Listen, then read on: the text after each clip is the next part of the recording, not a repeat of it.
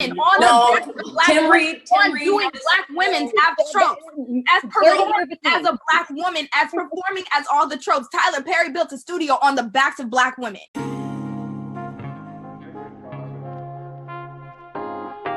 They always tell on themselves. This video is about attitude and specifically black women's attitude. Now, before I get into the video, I first want to highlight the definition of attitude described in 2 dictionaries. Attitude, dictionary number 1.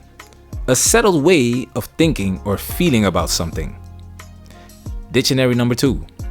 A feeling or opinion about something or someone or a way of behaving that is caused by this. The reason why I first highlight the definition of attitude is to make sure that you know what I'm going to highlight and explain in this video. The first clip is the classic attitude that we men dislike from women in general. Dr. Umar Johnson sparked the fire when he basically holds black women accountable for taking stereotypical roles in Hollywood films. I would push back, and I agree with what the sister said wholeheartedly. I would push back only on one aspect to say this. We spend as a people, and this is largely our sisters, $30 billion on beauty products. That's everything from the hair to the shea butter. With that type of annual expenditure on how we look, we could create our own Black Hollywood to portray ourselves the way that we want to be portrayed. I understand we do have to deal with the world that we're given, but we have the financial wherewithal as a people to change that narrative. So I can't accept the argument that says this is what they allow us to do when we have the money to do it the way we want to do it. I think there's a difference between having individual money and then having the power of a studio behind you. So I feel like that's a fallacy. It's no. Tyler Perry built the studio, and we now need our sisters to black build women. the All of black doing black women have tropes. As a black woman, as performing as all the tropes. Tyler Perry built a studio on the backs of black women. There you have it. She disagrees with Dr. Umar Johnson, and the volume of her voice goes up a couple notches. Combined with finger pointing, hard rough gestures, and facial expressions is her body language. Men around the world naturally get turned off by this. Let's look at it again, but with the sound off, to show you how much of an impact body language has.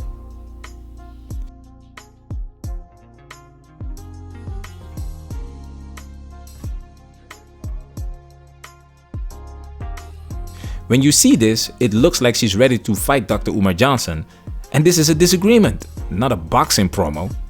If you think I whoop Sonny Liston, you wait till I get George Foreman. He talks too much, he's ugly, he's pretending I'm the true champion, and they make me. Look what happens when you switch Ali's audio with the other video. If you think I whoop Sonny Liston, you wait till I get George Foreman. He talks too much, he's ugly, he's pretending I'm the true champion, and they make me.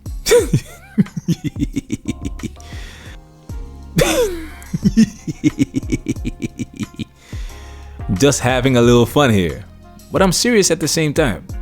Look at this chart. 55% of personal communication is non-verbal, in other words, body language. She hits 2 birds with 1 stone by adding a louder tone of voice to her communication, which is 35% of personal communication. This explains the classical attitude that men dislike from women in general.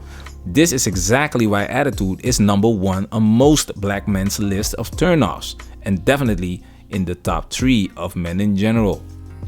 As you can see, there is still 7% left. This is spoken words. We looked at the definition of attitude, and we see that it's also about a way of thinking or feeling. Now let's look at what she actually says. And all doing black women have tropes. As a black woman, as performing as all the tropes. Tyler Perry built a studio on the backs of black women. Tyler Perry built the studio on the backs of black women. This says a lot about her way of thinking. It's obvious that she doesn't know how business works. You create a product or service, you promote and sell it to a target group. The profits are reinvested into the business. You advance and or expand the product or service, and you repeat the cycle. The reason why Tyler Perry is making money is because black women consume his product. Why? It entertains them. It inspires them. No matter what the reason is, at the end of the day, it's worth their money. This is business. Nobody is forcing black women to consume Tyler Perry's products, and nobody forced Tyler Perry to make movies and to build a studio.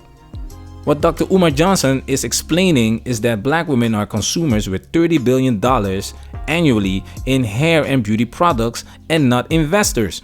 They did not directly invest in Tyler Perry's studio, just like she didn't buy the weave on her head to support the bigger goal of the Korean beauty shop owner. In this case, the attitude problem lies in your mindset. You don't like to be held accountable for your actions, and you want credit for things you haven't done. Look at her reaction when Dr. Umar Johnson tells her that the same thing is happening in Hollywood. On the I back agree with that. You're saying you're hating. And white Hollywood did the same thing. White Hollywood did the same thing. So make sure you criticize them as well. My point is, what more can I say? Her body language says enough. Another example by the lady on the top left of the panel. my point is, we have the money to recreate our own narrative by producing our own films. That's what I'm saying. And if you disagree with that, then I would have to argue we do not want to take responsibility for changing the narrative. I think that it's their responsibility to change the narrative. It's the persons who are oppressing us and doing all the racist stuff that We cannot. Oh my goodness. She really starts off perfectly. She says, I think. And then she says, it's their responsibility to change the narrative. This way of thinking, this attitude is one of the biggest problems we have as black people. Why in the blue hell would an oppressor change the narrative if the oppressor is benefiting from the status quo? You want the world to change and you want someone to change it for you. But you are the first to complain when things don't pan out the way you want it to. Ice Cube is promoting the contract with Black America, and the women are complaining about not seeing a chapter or paragraph for black women in the contract. With the queens. And there's a reason for that. It wasn't to have you defend or not defend Donald Trump. It was about, I care about what's in this contract with Black America for women. And it's not, we're not mentioned at all in the contract with Black America. And I You're want to know, mentioned. I mean, when you mention black people, you mentioning black women. So don't count yourself No, out. that's you not are. true. That's like administration say that when they Black people is not black women. minorities, Black women are not included in black people. No, it's Come on, like, ladies. but that's like, you know, that's like you saying, that's like. The selfish mindset is a turnoff, and it's a common trait that exists in the modern Western female. A couple weeks ago, Jeannie Mai was explaining that she wants to be submissive to her man, and the other ladies on the panel did not want to hear it, even though Jeannie Mai is saying that it benefits her and her relationship. Just the word submission freaks the ladies out. They think it's a form of slavery.